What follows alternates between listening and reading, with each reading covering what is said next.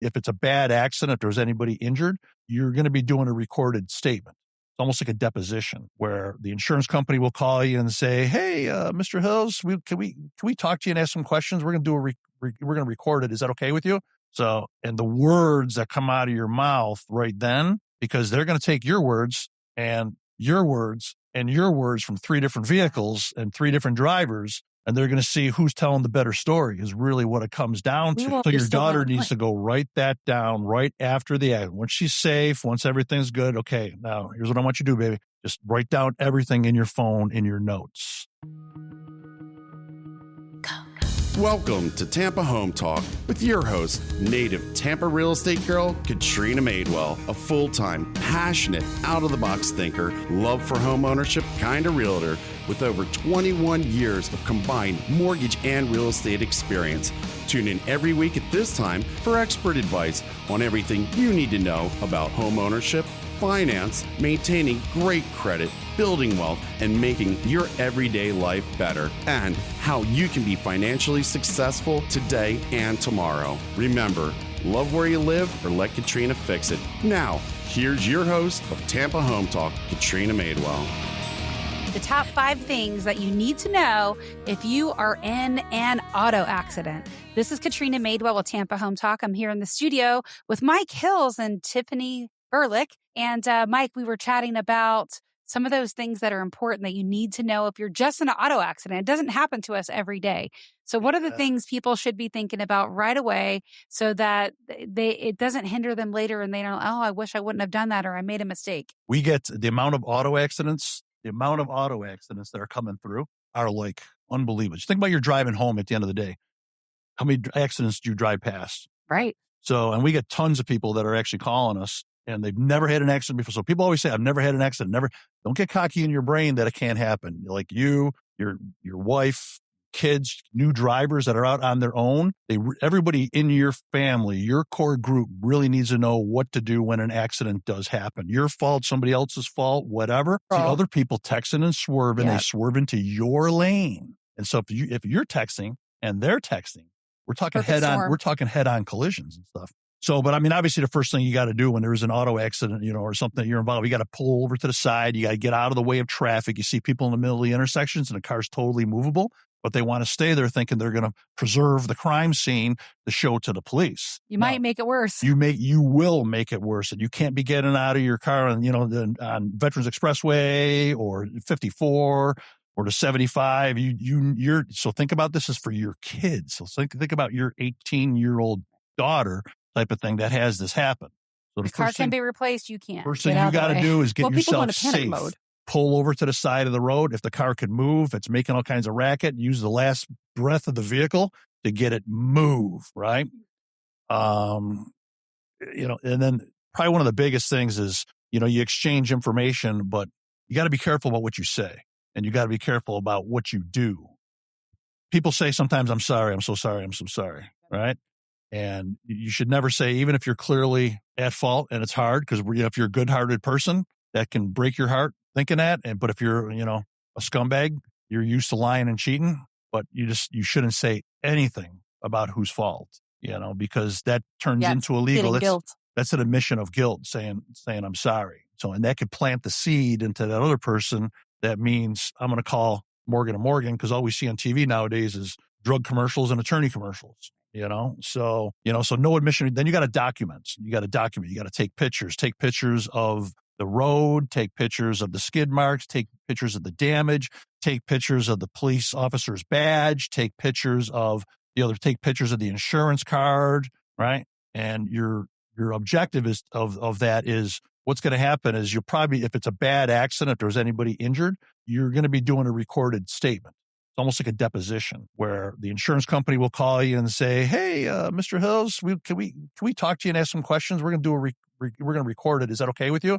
So, and the words that come out of your mouth right then, because they're going to take your words and your words and your words from 3 different vehicles and 3 different drivers, and they're going to see who's telling the better story is really what it comes down to. So your daughter needs to go write that down right after the accident. Once she's safe, once everything's good, okay, now here's what I want you to do, baby. Just write down everything in your phone, in your notes, Right? And a lot of times people can be frazzled, right? Especially if they've never been in an accident. It's the adrenaline is going. They're probably shaking. Yep. And those lines can get blurry in their mind unintentionally. It might not even be intentionally. They're trying to lie or do anything wrong. Or it could be, say nobody got injured, right? See, like if an airbag goes off, right? If an airbag goes off or a vehicle can't be operated, right? Those are pretty much signs of so the car could look fine, but the airbag went off, right? So that means it's a serious enough accident. I mean, that's bodily injury, right? And that's where big lawsuits come from, is the bodily injury. So if the airbag goes off, you should be going to the hospital and be getting checked, But having those notes in the phone, and then, so she takes those notes, shares it with you. You got all the photos, right? Because they're going to call in a week or 2 days or 10 days or whatever. And then they're going to make call back again in 3 months and ask the same question. So once again, like if we had 3 different statements from the 3 of us as the 3 drivers in the vehicle, get one today, one in 3 months, and one in front of a jury, for example, if it did go civil, who's going to have the better act together? Well, they're probably looking for consistency in your story too.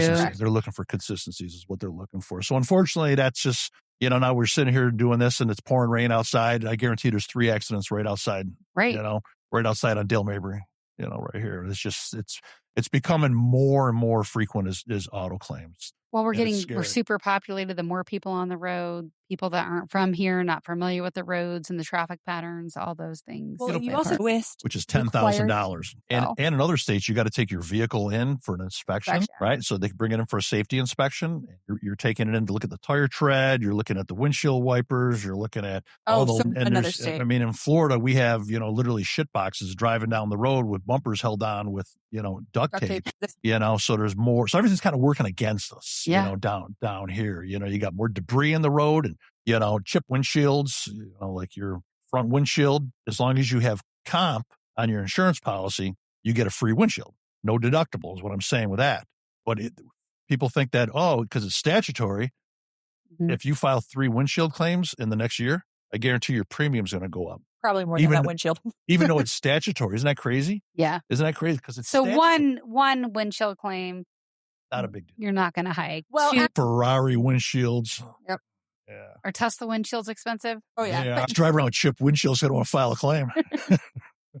Yeah, it's but that can be dangerous too, right? Yeah. Like if you have this chipped or cracked windshield. Yeah, because all of a sudden you're driving down the road when you really need it, and it just spiders all over the place, and you can't see anything, and so. So to wrap up this segment with the tips that someone should take away. So number 1, stay calm. Document what happened quickly, like everything from your surroundings, photos, what you detail see. All down. Take pictures. Take photos. Get out of the way so that you or someone else is not getting hurt. Yep. Seek medical help if needed. Like some people, like tough guys. Well, like me, I'd be like, I'm not going to the hospital. Airbag. It should feel like I just got punched in the chest. It's okay.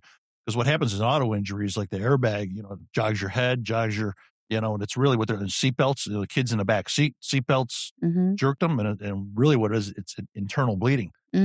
So somebody goes home after an accident. I just got a headache, or I just feel it could be internal bleeding in the head or internal bleeding in your liver. So go get checked out. Whatever, and all of a sudden somebody's call me 2 days later, and they piss blood.